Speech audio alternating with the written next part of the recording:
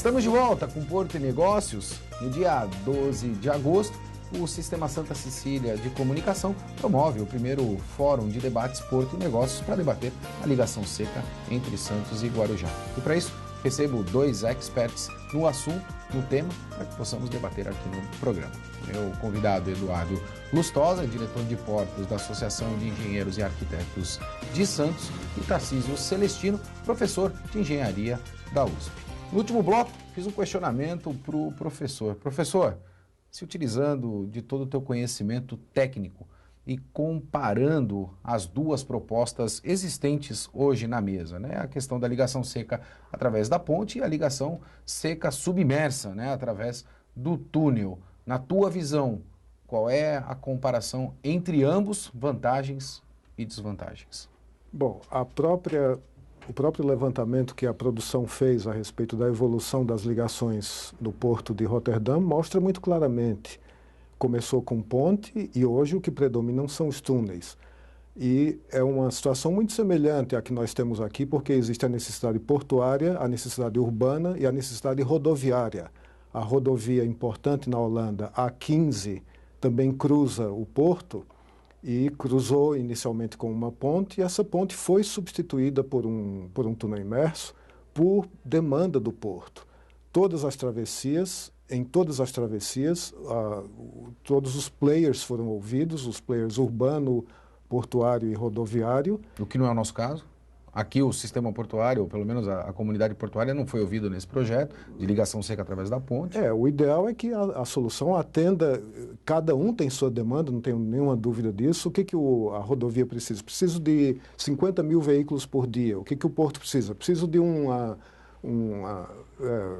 gabarito de navegação de tantos metros. Ou este é um ponto que eu, não sendo especialista no assunto, diria simplesmente que a posição do porto de Roterdã tem sido sempre no sentido, não se sabe o que vem amanhã.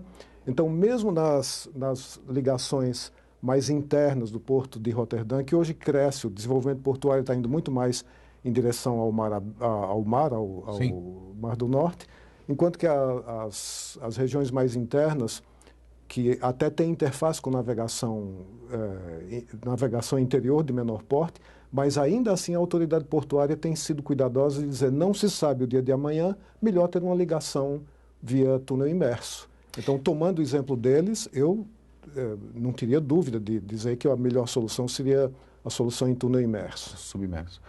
Eduardo, vou fazer menção a esse comparativo colocado pelo professor, né? Lá em 1900, o Porto de Roterdã, ele construiu a primeira ligação seca e agora em 2019 ele está fazendo esta alteração, ou seja, tirando toda a ligação seca através de ponte e indo para túneis submersos. Nós esperamos 100 anos para fazer esta primeira ligação seca e me parece que agora em 2019 nós decidimos fazer uma ponte. Comparando-se com Roterdã, podemos dizer que nós vamos continuar 100 anos atrasado no nosso desenvolvimento aqui da região, Eduardo? Eu acredito muito no momento, né? Nós estamos com uma boa participação do governo federal, o governo estadual ele vem insistindo nessa solução da ponte, e eu acredito que após o evento e a audiência pública, eles também vão chegar a esse consenso que a própria Ecovias pode vir a realizar, construir esse túnel submerso, e vai ser um bom parceiro, e muito em breve nós vamos estar remando todos juntos na construção do primeiro túnel brasileiro no maior porto da América Latina. Acho que seria um excelente brand para a nossa região. Sobre a supervisão do professor Tarcísio Celestino. Tarcísio, professor, nós temos uma audiência muito grande, né? E hoje, quando a gente fala desse universo de comunicação baseado em internet, a gente sabe que hoje a gente extrapola aí a estratosfera de milhares de pessoas. E muitas pessoas me questionam, principalmente através das mídias sociais do programa, se a ponte resolve o problema de mobilidade urbana. O senhor é um expert nesse assunto. O senhor pode responder essa pergunta para nós? De mobilidade urbana não da nossa região. De mobilidade urbana não responde em lugar nenhum do mundo. A Associação Internacional de Túneis tem o grupo de trabalho de túneis imersos que compila muitos exemplos desse tipo. Mas é muito simples de pensar. Pensa, por exemplo, a ponte lá de Vicente de Carvalho a Outeirinhos. Alguém que esteja bem próximo do estuário precisa ir para o outro lado, bem próximo do estuário. Ter de voltar 2,5 quilômetros em direção a São Vicente, tomar uma ponte de 5 quilômetros para andar 2,5 quilômetros de volta em relação ao estuário, um trajeto de quase 10 quilômetros para andar uma distância de 600 metros. Só por esse exemplo a gente vê que não resolve. Para ambientes urbanos não resolve. Isso eu mencionei no início, um trabalho apresentado no Congresso Internacional de Túneis 2014, que deixa bem claro isso. Em ambientes urbanos e com ambientes portuários também, a solução ponte não é mais adequada depois de um levantamento muito grande de casos reais. Por entidades comprovadamente capazes para fazer esse tipo de estudo, Sim, professor. E ninguém iria demolir uma ponte e substituir por um túnel imerso só se fosse louco de querer gastar tanto dinheiro. No entanto, isso no Porto de Roterdã já foi feito várias vezes, demolir a ponte para construir um túnel. Os holandeses não são idiotas de fazer esse tipo, até porque estão na vanguarda absoluta dessas questões, né? E essas pontes substituídas, a maior parte delas eram articuladas. E a articulação, você tem o tempo de abrir e fechar, de subir, de descer. É a mesma coisa que você ter uma travessia de balsa, espera o navio passar. Até pelo fluxo que nós temos dentro do nosso canal, né, Eduardo? E você transfere desconforto para a população. Esse urbanismo, hoje ele é prioritário, custa muito caro, né, para o cidadão santo-amarense e o vicentino, né, ter que se submeter diariamente a esse martírio que é a travessia. E o custo rodoviário da carga, né, que flui da margem direita à margem esquerda. Que é o tão famoso custo Brasil que nós temos. Eduardo, eu quero pegar um pouco do teu conhecimento em relação às normativas que nós temos, principalmente dentro do nosso país. Esse projeto está em aderência com todas elas? Nós identificamos uma pendência significativa em relação a esse tangenciamento da ponte no entorno da Ilha do Barnabé. Ali nós temos a incidência da NR10 e a NR20, né, que tratam de ambientes classificados, áreas classificadas, com risco permanente, com inflamáveis confinados que se tornam explosivos. Né? E esse distanciamento da NR20, ela traz lá uma condição mínima de distanciamento para vias públicas, que aparentemente ele não está respeitado, que pelo produto ali armazenado ele ainda tem um fator multiplicativo de distanciamento que é 50% a mais dessa distância mínima. E analisando a norma técnica brasileira, eu quero fazer aqui uma denúncia que ela é frouxa. Ela está desatualizada e isso... nem o mínimo que está ali imposto pela norma, hoje ele está sendo respeitado. Sendo contemplado. A exemplo do que nós vimos com a Ultra, o acidente, você viu o distanciamento dos tanques da Ultra pela via pública, ele está praticamente em cima da via pública. Professor, eu faço os questionamentos muitas vezes pela falta de conhecimento técnico que nós temos.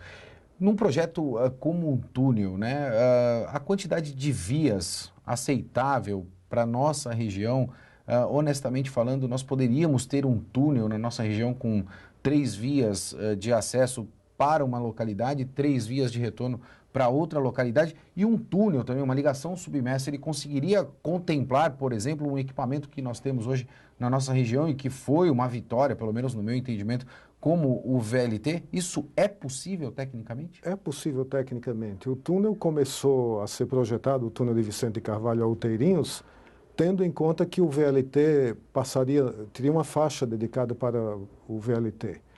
As negociações com a EMTU, Empresa Municipal de Transportes Urbanos. Transportes Urbanos. As negociações com a EMTU iniciaram e, por alguma razão que está fora do meu alcance, a EMTU aparentemente não teria interesse de ir para a margem do Guarujá. Mas é plenamente possível. O túnel foi esse que foi projetado, tem 3 faixas de tráfego, poderia ter uma dedicada à VLT.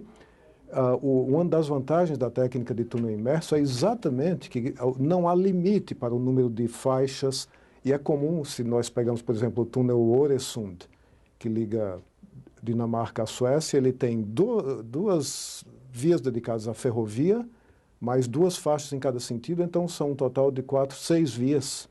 O túnel Fehmarnbelt, que vai ligar a Alemanha à Dinamarca, também o maior túnel imerso do mundo, com 18 quilômetros sobre o Mar Báltico. Beleza, hein? Detalhe, pensou-se numa ponte também, e na comparação ponte versus túnel, optaram pelo túnel, por uma questão de custo e de riscos construtivos. Aquele também tem 2 vias para a ferrovia e 4 faixas para automóveis. E poderia contemplar pedestres e ciclistas também? Plenamente, e há muitos outros por aí exato, que contemplam pedestres e ciclistas. Então, o senhor respondeu a minha pergunta, o túnel com certeza resolve os problemas de mobilidade urbana da nossa região, dentro do pouco conhecimento que eu tenho. Infelizmente, a gente está chegando ao final do nosso programa, mas sem antes deixar essa minha reflexão e também agradecer aos nossos 2 convidados. Eu estive agora, esta semana, no Porto de Vitória, em conversa com o presidente do Porto de Vitória, da Companhia Docas do Espírito Santo.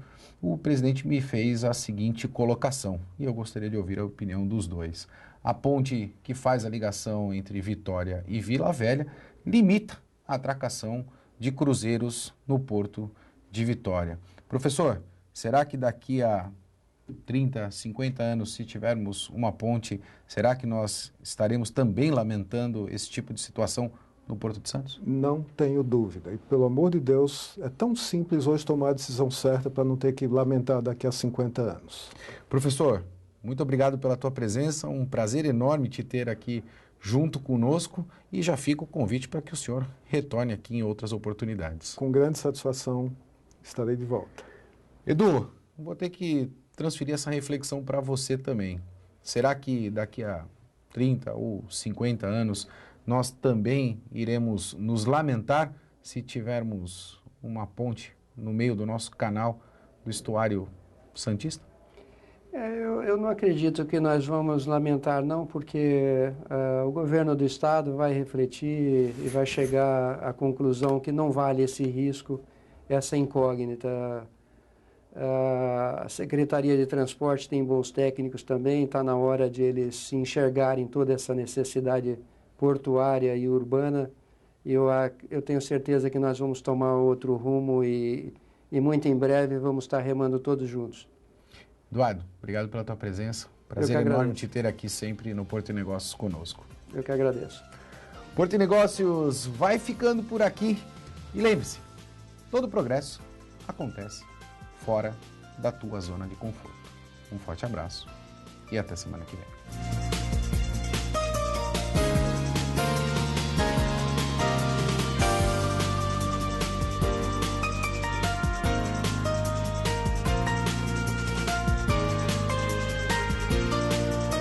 Porto e Negócios, patrocínio Brasil Terminal Portuário, acreditar e inovar.